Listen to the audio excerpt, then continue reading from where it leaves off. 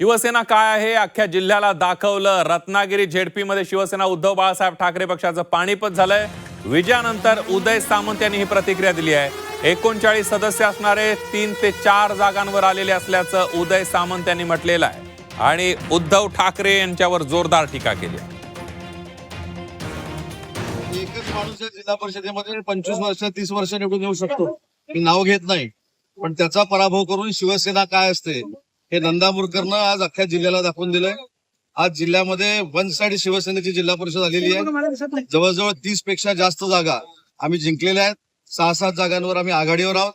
माझा अंदाज असा आहे की 37 ते 38 जागा शिवसेना स्वतःच्या ताकदीवर जिंकेल। बीजेपी देखील आमच्या सोबत असेल।